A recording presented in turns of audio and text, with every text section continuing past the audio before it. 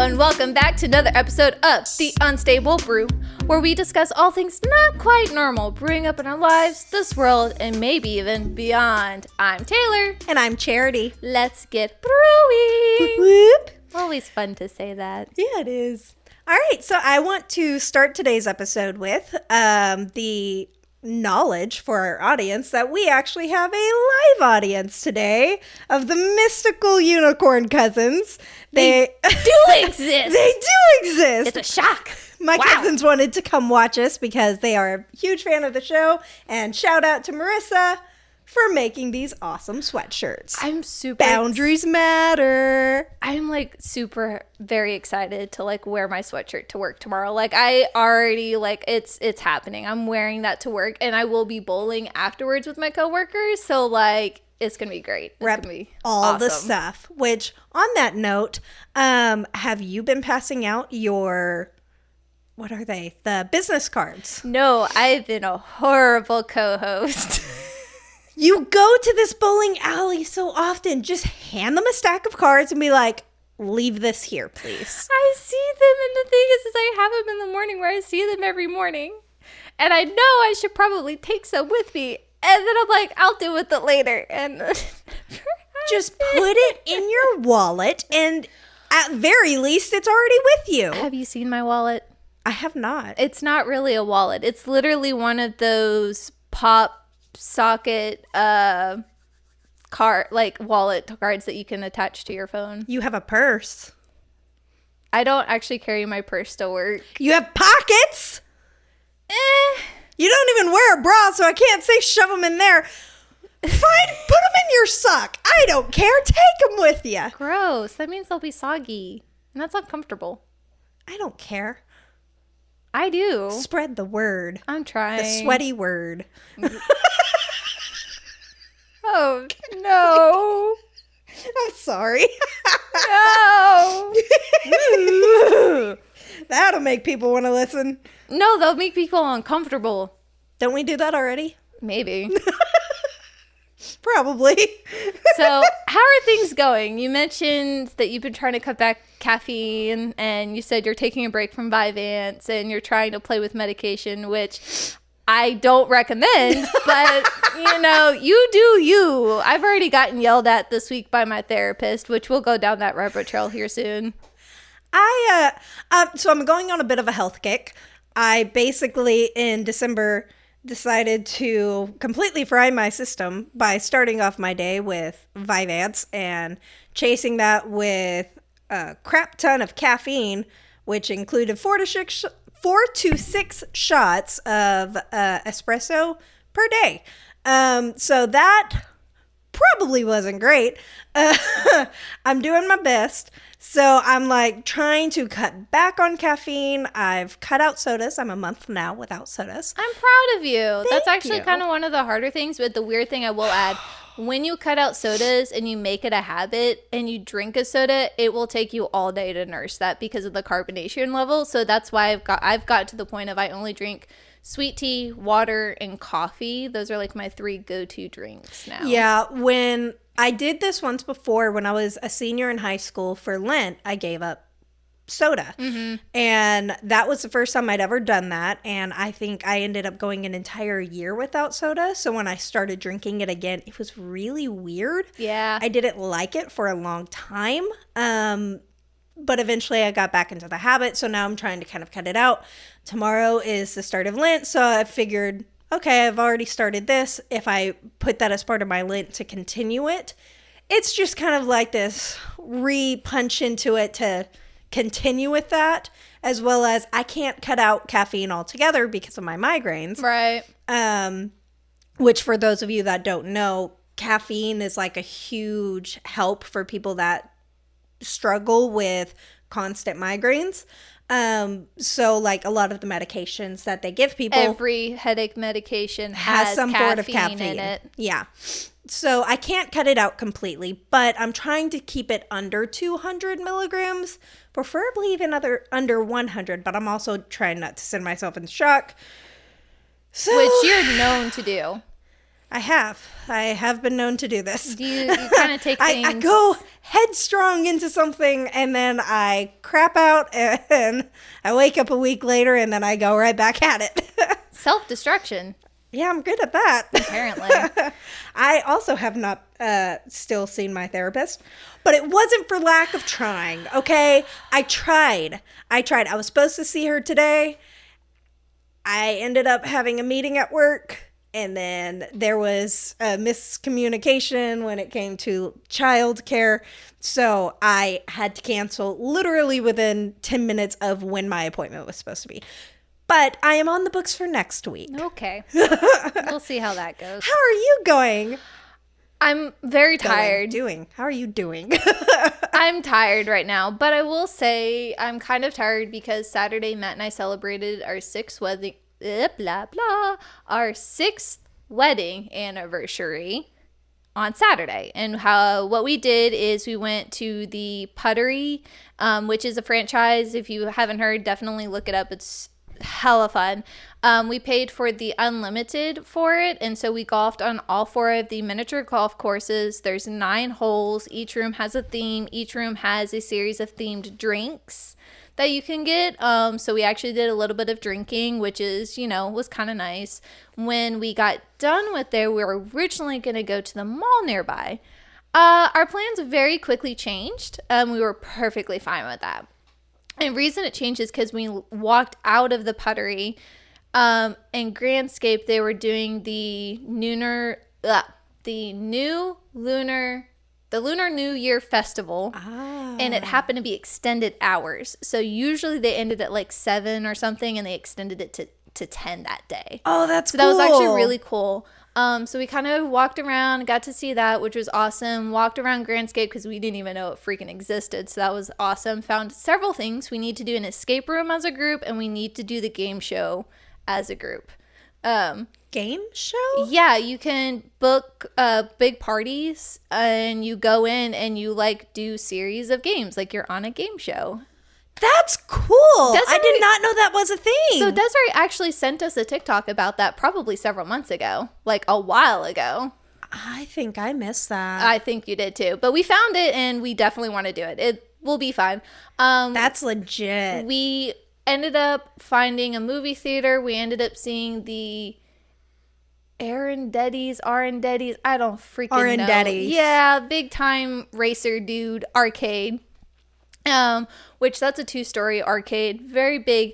Biggest thing is it has a 2-story karting course, which was pretty awesome. That was a 2-hour wait. We did not do it. So we saw that. Decided to eat dinner at P.F. Chang's. I never ate there. We sat at the bar, and there's pro bowling on the TV. So Matt educated me on pro bowling. He actually was breaking it down and explaining, and it was actually I was thoroughly enjoying it. So it was nice. Matt is such a nerd. I love Who it. just knows about bowling? But Matt, of course, does. A person who wants to learn how to properly 2-hand bowl and get good at it, because why not? It's what he did with disc golf. He knows a lot of disc golf, pro disc golfers, because when we were big in it, he would watch a whole bunch of videos, and when they were doing their tournaments and stuff like that, he gets into it. He hyper focuses. It's great. Yeah, he does, doesn't he? That's just clicking with me. Yeah, I mean, out of the entire time we've known y'all, I can remember entire phases. He got really, really into Minecraft. He got really, really into D&D for a little while, and then miniatures for a little while, and then disc golfing. Oh. Yeah. Me and Matt are a lot alike when it comes to... We find something and we go for it. It's an ADHD household. It's fun to try and navigate. So we ate at P.F. Chang's. He educated me on pro bowling. We finished it up at going to the arcade and played a few arcade games. And then upstairs, they have duck pin bowling. And we finished the night out doing that, which is super fun. Are they pins shaped like ducks? No. So it is a different style of bowling that, first time I've ever seen it, but it's a style of bowling. You don't need specialty shoes. The pins themselves are attached to little strings.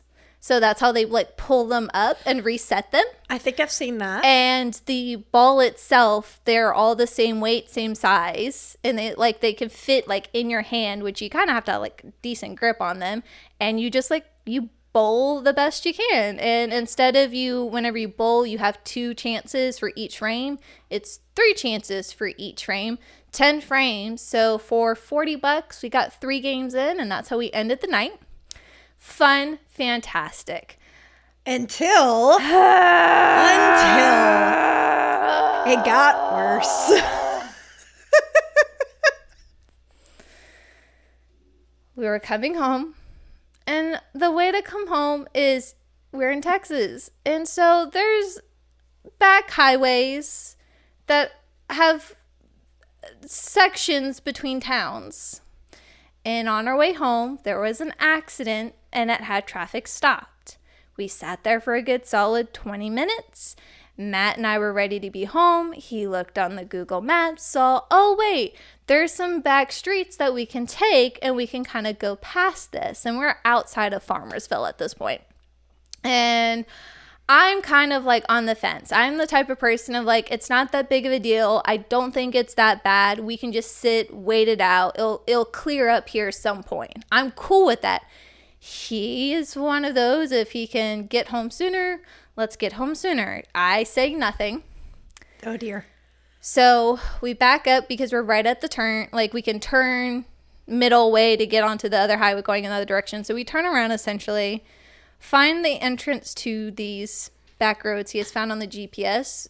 It's paved. We turn, it's paved. And then it turns into a dirt road. Well, mind you, it has rained. So as soon as we hit the dirt roads, we kind of feel ourselves slide a little bit, and he starts to slow down. And as we're driving down this now dirt road, we start to see lights off in the distance, and then we see hazards. And come to find out, other people had the exact same idea as us who don't have 4-wheel drive vehicles. And they are all stuck. They are stuck and have slid off the road. Oh gosh. We were lucky enough that we were in a spot that we could back up and we could turn around. Except when we go to back up and turn around, we see this car who has also decided to follow the crowd coming down the road. And it's a tiny little car. And my husband like waves this person down to get her to stop. And she stops, realizes what's happening, and then backs up until she can't back up anymore and gets herself stuck. I was going to be fuming if we ended up being stuck there for God knows how long until someone could pull these people out because there was ditches on the side. There's no way to get around this, even with my vehicle. My husband, 3 other guys get out. They tell her, are you stuck? She's like, yeah, but like my husband is going to be here with his diesel truck and it's going to be like 30 minutes. So we're just going to wait for him. And they're like, no. Can we push you? And she's like, he's on his way though. And my husband's like, can we try? And they managed to get her out and we managed to get out of it. And by the time we got back to where we were, it was cleared up. I was like, if we had just stayed where we were, we wouldn't have to deal with any of this mess. I like how you're saying you would have been fuming if you had to wait. Mm-hmm. But I woke up at 8 o'clock the next morning to like 50 missed text messages of her saying, these people don't know how to drive on back roads with their tiny little cars that don't have 4-wheel drives and bleepity bleep bleep bleep bleep bleep bleep. Okay, in the moment... You were already fuming. In the moment, I was very upset. And then my husband had to remind me that, yet again, I really was raised country. Because for me, I'm used to being in vehicles that can handle this. I'm used to going from paved to dirt and knowing when to make that smart decision. And I'm like, if you have a car that is not designed to handle this, why the hell would you go paved dirt? Oh, I'm gonna keep on going. It's the people that grew up in the area that you were in. These are city folk. I grew up in TK. Yes, but you grew up with a Marine redneck dad. True, I did go hunting, I did go fishing, I did go four-wheel driving. There's a difference. You're talking about a bunch of city folk. We love the city folk, but they don't know how to drive on our roads. So, I would have been upset if we actually would have gotten stuck, but thankfully we weren't there as long. I was very thankful my vehicle get us out of it. And I looked at it this way. It was after midnight, so it didn't ruin our 6th wedding anniversary. And it just went into our 13th anniversary of being together. And I just spent the day disassociating while playing games on my tablet and watching NCIS. So that's how I spent my Sunday. So long as you had fun, you spent time with your partner, you had your love languages, and everything was fine. And then I had my psychiatrist session on Monday, and then my therapy session on Monday. Who yelled at you about taking your medications? Yeah. As she put it, take your damn medicine on the weekend. So I'm going to give that a shot, and we'll see how it goes. Oh, you're going to give taking your medication a shot? Good job. Hey. I can't say squat. I'm currently off my medication, but I am doctor recommended to try being off my medication. It helps me. me. You were yelled at to get back on it. It helps me too, but I'm still recommended to be off it. I'm trying out some things. Today's episode is going to be a unique episode because, as you guys have noticed, we have a running theme for the lovely month of February, and it's relationships. We've talked about love languages. We've shared our wedding fiascos and the crazy stories involved that. So it's been fun. Yeah. Another topic that is pretty common when it comes to marriages is, do you combine your finances? And what's your opinion on that? How do you feel? Is it a norm in your household? Is it not? Well, yeah, because, I mean, a lot of people have different reasons for combining them. A lot of people have a lot of reasons for keeping them separate. Mm-hmm. There's a lot of pros and cons to both. Some of the pros of keeping them combined is it's just ease of access. You don't have to worry about getting into contact with your significant other to see where you're standing on certain bills. You don't have to worry about if bills forgot to be paid or if things slip through the crack. You also can budget a little bit easier because everything's always in one spot. But there's also a lot of cons, such as you kind of lose a little bit of that independence of it's my money, I made it, I want to be able to do with it what I want. But you're now in a relationship, so... Well, I can also add another con. I feel like if you're the type of person like me who regularly looks at her bank account pretty much every single day, if you have a shared account and if your partner is trying to surprise you with something, I feel like it ruins the surprise when you just happen to look at your bank statement and go, why is there like, this goes to like a flower shop and you're not expecting flowers? Yeah, that's another con is there is no privacy. No. So anything when it comes to surprises has to be thoroughly planned out. It gets difficult. That must be fun. So, Charity, let's start off with you. Do you and Daniel have y'all's finances combined? And if you do, what's the reasoning behind it? So we do have it combined. There's a few reasonings behind it. I think the main one of which is just the fact that it just seemed like the natural thing to do. We both came from families where finances were generally combined. I can't name one person in my family other than now my brother who keeps their finances separate in their marriages. So it just seemed like the natural thing to do, like something that we were supposed to do. So I'd always planned on it, as well as I'm a huge budget person. Mm-hmm. I'm a huge planner, and I was even more so of that type of person when we got married. So it felt like it would make things a lot easier for me and for peace of mind to be able to do our budgets, to be able to pay our bills, to be able to see exactly how much we made as a couple, to make sure that all of our bills were paid, to see where we stood. It just made a lot more sense to me. But additionally, when you bring in the fact that, we're both very strong Christians, it is part of our belief system that when you get married, you become one person, which means everything becomes everyone's. So it's just that belief system of we need to keep it combined because it belongs to both of us anyways. Okay, I mean, I can understand that, but also just to add in a little tidbit that because we've already lightly discussed this off, off camera, off the mic, however you want to say it. You and your husband are also very visual people. Like you need to be able to see y'all's account and the money and the flow of things. So that also, I would assume, plays a factor into why it was pretty easy for y'all to make the decision. 100%, because especially I know like with my husband, we'll be going through our budget, and I would always put on there, okay, this is how much money we're going to have after everything's paid, and you set aside money for gas that we're going to have to buy and groceries that we haven't bought yet. And he's like, okay, but you say all of this, we're only going to have this much left, but there's this much in our account and everything's already been paid. I would have to break it down for him with the gas not being paid, with the groceries not having been bought, because that helps him to visualize what he's actually seeing presently. And then I tell him how much we're expected to pay for those things, and he can keep that separate in his mind so that way he's able to visualize it. So yeah, for us, 100%, if we were to keep things separate, I feel like it would just make things very difficult for us to keep anything correct in our budget. Right. Because one person's going to hear one number, the other person's going to hear another number, and then somewhere along the way, a bill's not going to get paid.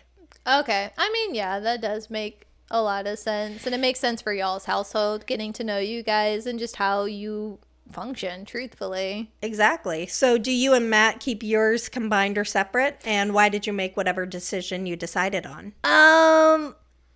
Separate. And that is more so for a few different reasons. I love the way you said that. Like, so here's what happened. That's really kind of what it boils down to. One, we just never got around to even combining our finances. It just never happened. And when we were just, dating, obviously you don't want to combine your finances if you're dating. It makes sense when you're married, but not so much when you're dating. Yeah.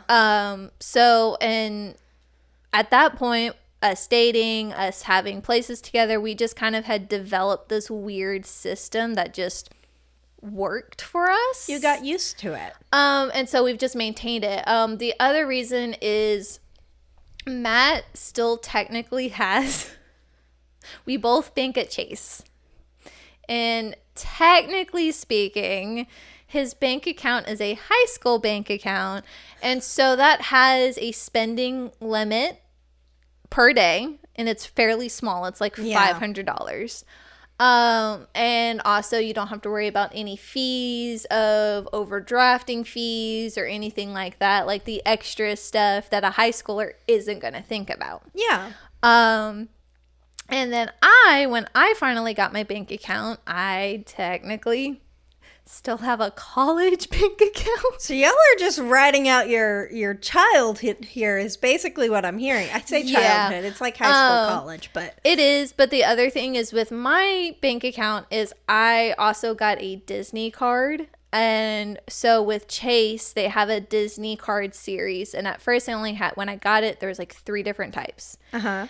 And now they have like 7, 6, 10, I don't know, different Disney themed cards that you can pick from. I just thought that you had the Disney picture on your card because you like Disney. I didn't realize like it was an actual series. So I didn't know it either. So with Chase, you can't customize your card. And before I banked with Wells Fargo, and you could customize your card. I'm a huge fan of customization. As people can tell, I have pink hair and it was once blue. I like to change things up. Yeah. So I chose it because it was a customized card. That was my sole reason. That was my only reasoning behind me picking it. I didn't know the perks until after my bank account was started. Ooh. One of those is I have like a spending limit of like $5,000 per day because they really encourage you to use that card to like book Disney vacations and spend money at Disney places. Gotcha. And you got to be able to have that increased limit. So that kind of helped out to where a lot of the bills come out of my bank account, mainly like rent and stuff. The high cost bills come out of my account and the low cost bills come out of Matt's account. And usually if we get a large sum of money, it's usually held in his bank account. Where you can't take a whole lot out at one time. Correct. That makes so much sense. We're forced into a level of limitations. And because it's Chase, we both have Chase, we just Zelle. So it's very easy if I can request money from him, or I'll text him and be like, hey, can you like send me X amount of money? And he will send me money pretty easily. So we share money back and forth. So that's pretty common. And because again, he has that limit, if I get under, like if I get overdrawn by like $20 or something, I'll text him and be like, hey, can you send me like 25 just to get me over that edge to where I don't get charged for that overdraft fee. Yeah. He usually sends me just a little bit more. So we've kind of developed this, again, it's a strange system. But it works so well for the two of you. Weirdly works. The other thing is we communicate. I can freely ask him. Honestly, I could text him right now, be like, hey, how much? Actually, tell you what, before we had dinner and started recording, we were talking about money and finances. And we're like, we get paid tomorrow. We have bills. We need to sit down and talk about this stuff. He straight up told me, he's like, I have X amount of money in my account. I was like, cool, I have X amount of money in my account because I just looked. And it was the exact number. So we communicate how much money we have in our account freely without question. Which is amazing, because that's a lot of the issues that I have seen from certain people that do keep their finances separate, is the lack of communication that ends up occurring between so many couples. I mean, one of the largest reasons for divorce is financial stress, typically caused by individuals that don't communicate what they're doing with their funds, which is easier to do when you keep everything separate. So by the fact that y'all are able to actually sit down, not just communicate how to handle your money, but specifically how much each of you have. Neither one of you hide anything. Neither one of you have any question as to what you're spending your money on. Like y'all are free to do with that whatever you want. But I think you had mentioned it to me at one point that y'all even have like a certain spending limit. Yes. Of, okay, at this amount, you've just call, let me know. It's not like an ask permission to spend money, but it's an ask permission of, do we have this in our budget right now to spend? Absolutely. One of the other things is I'll throw, because I mean, we're talking about finances. You mentioned bills. Before we recorded, your cousins had made a comment that they each have their own separate accounts, but they have a shared bill account. And I've heard that is actually a very common thing that I've heard. Yes. Marriages have. So that's pretty common. Matt would forget to pay bills. Let's be real. I am a visual person. So I have a calendar at my desk at work, and every single month I will sit down and I will write down on that calendar what bills are due on what days. That's because brilliant. I see it daily. I mark it daily. If it's paid, I put a check mark on it. Yep. And so if there's a bill that I know is not drafted out of his account, I will text him and be like, hey, don't forget this bill is due today. I need you to pay it. And so he'll pay it whenever he gets home. And he doesn't have as many of the bills come out of his account, which also helps. I don't know how. I think it's because I've typically have made the most money in our relationship, truthfully. Yeah. Most of the bills just naturally come out of my bank account. Also because you mentioned he's got such a low spending limit of only $500. So like rent is going to be more than that. Car payments, if you pay them both on the same day, that's going to be more than that. Eventually, it makes more sense that you'd pay most of the bills considering you have that higher limit. Yeah. So it's just it's not a common thing. I will say we don't have a common dynamic when it comes to financials, but we have figured out a system that really freaking works. Which is great. So I just want to, you've mentioned you combined because religious, you combined because you're visual. Do you have any issues specifically with having separate accounts? Because I do know we know a few people that currently have that situation that kind of makes some sketchy things that make all of us upset. We're not going to name names. But I'm just curious to hear your perspective because you do have an actual example of what a toxic situation could look like with separate accounts and how they deal with their finances. Yes. So because I know there are certain people that I know that really do struggle because they have chosen to keep their finances separate. It's caused a lot of strife.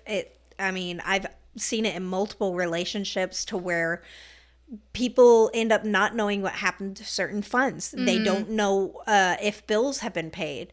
Things have been turned off because one person was supposed to pay, the other person gave them money to pay, nothing got paid. Okay. So because I've seen this happen over and over again in multiple relationships, I personally, there is no situation that I really agree with keeping finances separate. Like, other people want to do it, that's fine. That's their prerogative. Like, I understand that it works for a lot of people. The way that you and Matt do it is so smart.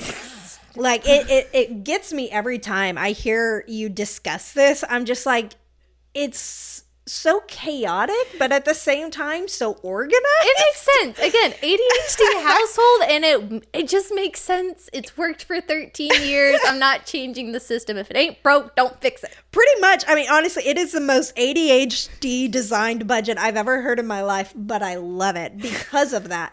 So, like, I know that it can work, but I've also, from the things that I've seen, as well as just the things that I've been taught, I know that in marriages, like I said before, a lot of divorces are caused by financial strife. Mm-hmm. If you keep your accounts separated, that causes room for secrets to start forming. It causes the ability to lie. It can create insecurities in the marriage. And it's just one of those of, it's not necessarily a great idea for those reasons, when you can just combine it and not have to worry about it. Right. I mean, you're married, you're sharing a house, you could have kids, you share all of these things. What makes money so different other than people are greedy? Okay, yeah. Yeah. That makes a lot of sense to me. Now, I do understand, like, allowance accounts, if you want to call them that, where it's basically like, you make enough money, you can get $50 here, you get $50 here to do with whatever you want, or $100 or $2,000, like whatever you make. Each spouse kind of gets their play money. Right. And so you can have your own accounts to where that way you can do whatever you want. You can buy gifts for the person without having to worry about them questioning, hey, what's this flower thing on the account? Right. Yeah. So, like, I understand those, and, like, I have no problem with that, but I think there still needs to be ground rules of, like you said, if you reach a specific spending limit, maybe go ahead and still check, does this work out for our budget? Things like that. I feel like with how we've set up with having that limit, I feel it shows just the amount of respect that we have for each other. Yes. He is willing to call me and be like, hey, I'm interested in buying these miniatures. And I'm like, okay, how much is it? And he's like, what? And miniatures are not cheap, man. It usually comes down to, well, I have credit that's this much.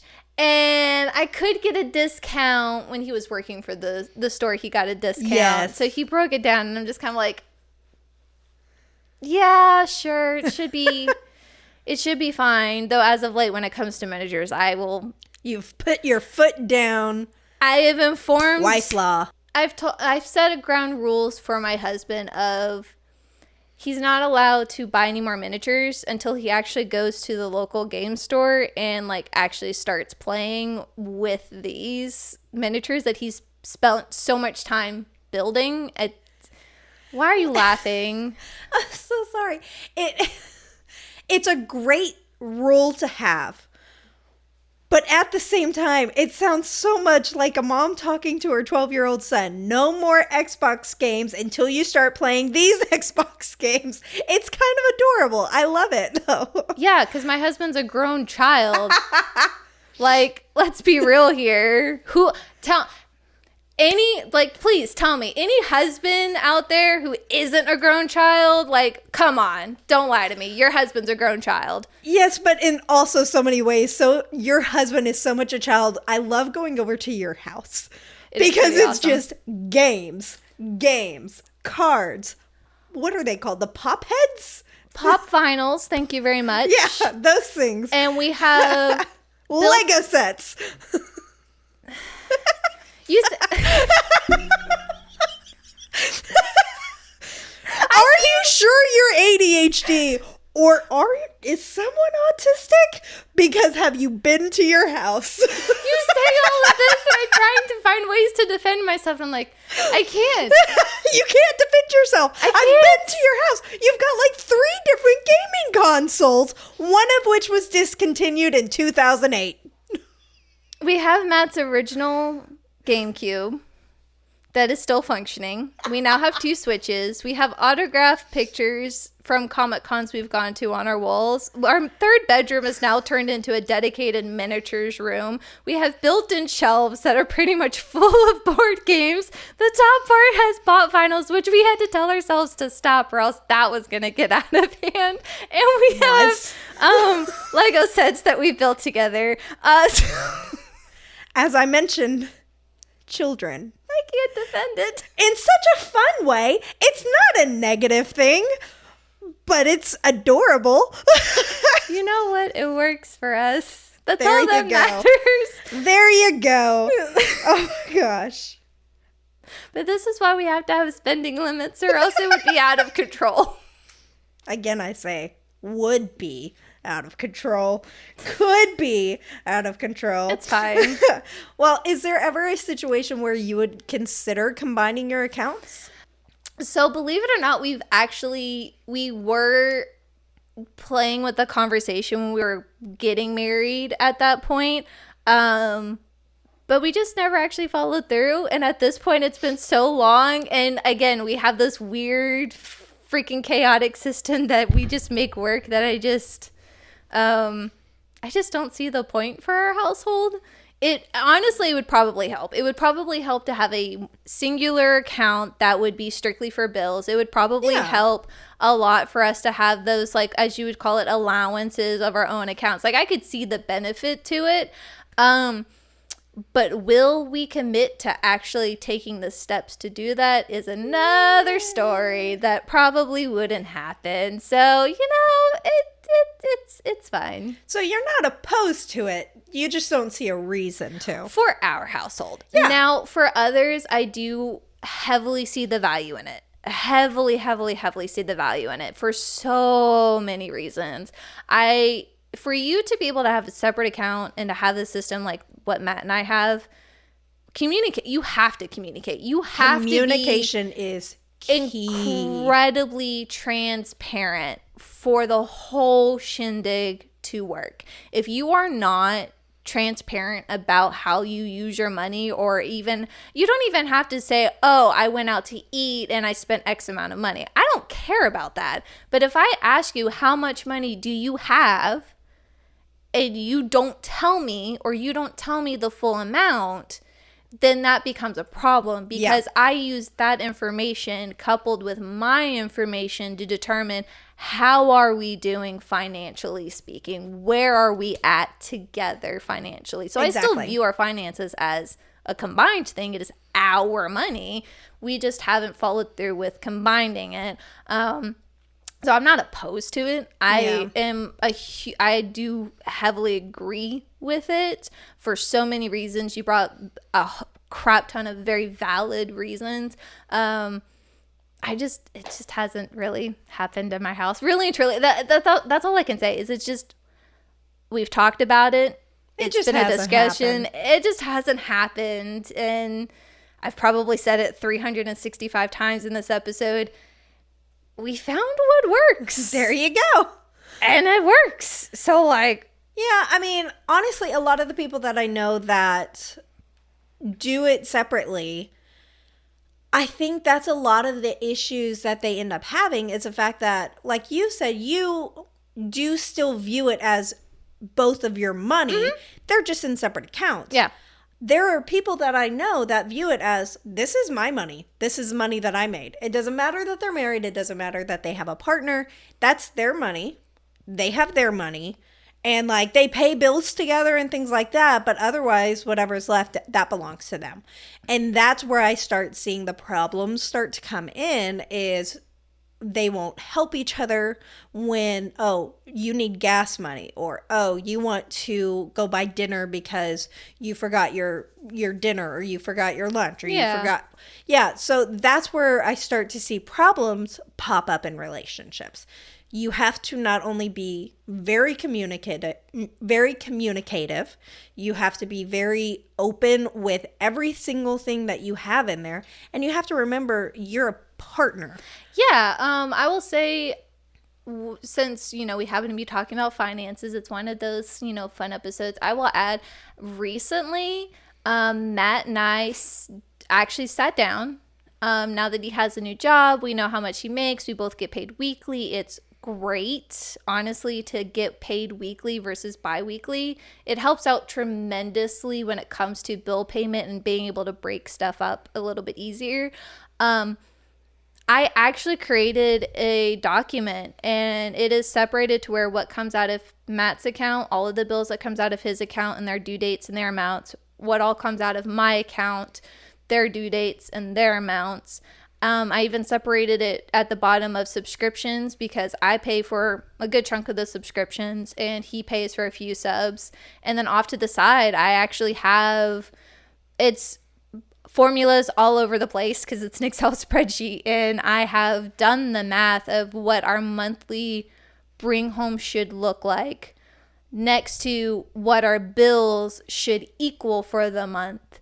And what's left is, okay, this is our budget for the month. This is our groceries. This is our gas. It helps out that we commute sometimes, like most of the time, since we work down the road from each other with the exact same hours. But it's still the fact of like, this is our monthly budget. We have to be mindful of what our monthly budget is. Tomorrow we get paid. And so what will happen is we'll sit down, we'll look at what we get paid. And one of the things we're going to try and do is figure out strategies, financial strategies of what do we need to do to make sure to guarantee that we will have rent money at the end of the month. Because brilliant. We've struggled with that. A suggestion that I think we'll most likely follow through with is we're going to determine how many weeks are left, what our pay is, and how much money we're going to actively take out of the account. Because if it doesn't exist in the account, we can't touch it. That is actually something that we have considered doing as well, because that's, like I said, Daniel and I were both very visual people, so he has often recommended, why don't we just take out the money that we want to use for eat out money? That way, we have it in our hand. It's not in the account. When it's out of our hands, it's gone. Yeah. And we don't have to worry about overspending because we don't actually see what we're spending. And because I will say, Matt and I do both have a problem of overspending. It's one of those things we're trying to work on together as a partnership, as a couple. But like rent's one of those biggest things. If we can take the money out of our account, well, we know our landlord comes and picks up our rent. He texts us when he's ready to pick it up. So when he texts us saying, hey, what day is good to pick it up? I can make it a point to put that money that we had taken out slowly and set to the side into my account, write that check, because at that point it's documented and it's a receipt. Keep your receipts, kids. It's important. Always keep your receipts. I write that check and I can give it to him, and I know that like that money, like I know what's going to happen with that. Yes. So that's kind of the strategy we're thinking about specifically for rent, because that's one of our struggle points, and our rent's $1,200 a month. Yeah. Which I will say is kind of cheap for this area. So. It's incredibly cheap for anywhere, unfortunately. Can't complain. But we do actually do that same thing with our mortgage. We don't take it out in cash, but we put it into a separate account. We put like half aside at one paycheck, half aside at the next. And then when it's mortgage is due, we pull it from that account into the other account and then pay it. And it is a very it's something that you have to get used to. But once you get it started, it really does help because you don't see all this money in your account thinking you've got all this money to spend. No, that money is already set aside. It doesn't exist. Exactly. Another thing that we do to kind of pay stuff off is, we have credit card debt. Who doesn't have credit card debt? That's America. My Chase credit card is pretty high, so I have a standard. I know I get paid every Wednesday. I have it to where every Wednesday $75 gets drafted out of my account. And so we're starting to do that with one of Matt's credit cards to try and pay that off, because if you can take what your monthly is and add extra to that payment and divide that up between your weeks and kind of plan that out, you're not seeing $200 come out of your account in one go. Yeah. You're seeing $50 every week come out of your account, or $75, which it's actually a lot better. It's so that's much one better. of our strategies. It's, again, weird freaking system, but it works. So what would you find to be the most difficult aspect of keeping your finances separate? Honestly, the standard, not being able to actually visually see what the total amount is between the two. I do have to ask him what he has money-wise, and I do have to communicate how much money I have. So we do have to have extra communication. I pay most of the bills, so again, having that visual would be pretty nice. Yeah. But it is what it is for us. That checks out. That makes a lot of sense. What would be the most difficult part for you having a joint account? Well, obviously, as we mentioned earlier, there is no privacy. We have gotten, I would say, decently creative when it comes to gifting. It helped that for a long time, my anxiety was like way up here. And when my anxiety is way up here, I just... Say that one more time. Way up here. So what happens is I just stop looking at the accounts because if I don't look at it, we're not in trouble, right? That's how that works. No, it's not. Don't do that, kids. That's how you get in debt. Oh, gosh. I'm working on it. It's getting better. But when you don't look at the accounts, you also don't see the surprises. But now that, I'm checking things a little bit more regularly, it's just one of those things of, okay, I want to surprise them. I might take out $50 in cash. I'm not likely to ask what that cash is for. And if it is, you can always say, oh, I just wanted to go pick myself up some food. It was just easier. Or, oh, I needed this for work for something. It's just one of those things of it's easy, a little white lie, but to hide that you're doing something really sweet. Okay. So that's one thing. But also, you can also say, you do have that lack of control. It's nice when you have your own bank account that you can, so like if I'm wanting to stop spending as much money when it comes to like random stuff, whether it be eating out or just buying, going to Walmart and picking up, a bunch of stuff out of the $5 section because you can. I can be like, okay, I'm going to stop spending this money. But if you're in a combined account and your spouse isn't feeling that same way, they're going to keep spending that money. They see extra money because you're no longer spending that money, so they spend the extra money. And you don't actually end up saving anything. One person is just benefiting from this. So it might be nice sometimes you have a little bit more control when you have separate accounts. Because when you decide to cut that off and your spouse doesn't, they have their own account. That's their money to do with as they normally do. And you still are able to save some money. So that, I would say, could be a downside as well. Okay, no, that makes sense. And you say control, and I'm just over here thinking, am I a control freak? Yes, but that's not the point of this conversation. No, but that's something I should probably talk to my therapist about at some point. A little bit. Mind you, we were at dinner earlier, and she tucked her napkin into this nice little folded square, a diamond. She put it down on the table. She took her knife. She took her fork. She set them exactly on top of each other. Centered perfectly onto the diamond napkin.